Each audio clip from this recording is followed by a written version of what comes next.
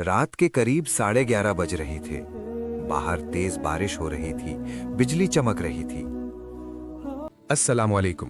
आप देख रहे हैं मन की दुआ, जहां हर कहानी दिल से निकलकर सीधा दिल तक पहुंचती है। आज की कहानी शायद आपकी जिंदगी भी बदल दे। रात के करीब 11:30 बज रहे थे।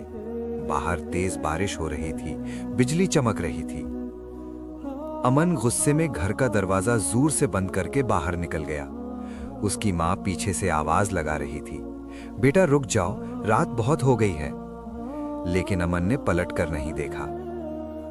उस वक्त उसे लग रहा था कि दुनिया में सब उसके खिलाफ हैं और माँ सिर्फ उसे समझ नहीं पा रही। बारिश तेज होती गई और माँ दरवाजे पर खड़ी बस उसे जाते हुए देखती रही।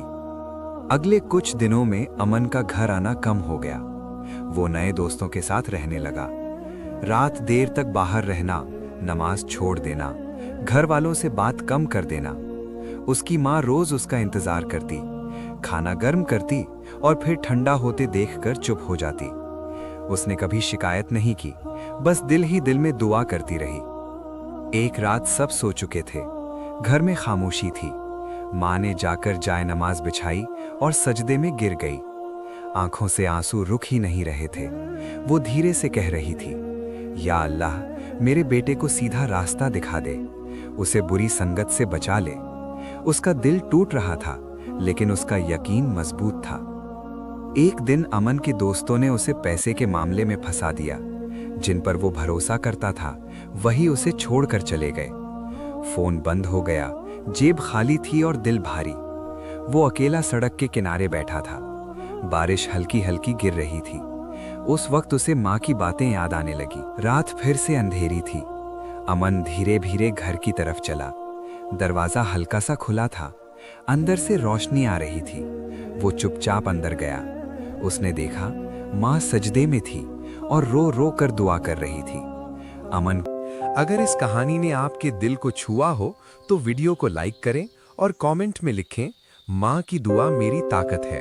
और चैनल को सब्सक्राइब जरूर करें, क्योंकि यहाँ हर कहानी सिर्फ कहानी नहीं, एक पैगाम होती है। उनके पैर रुक गए, उसकी आंखों से आंसू निकल आए।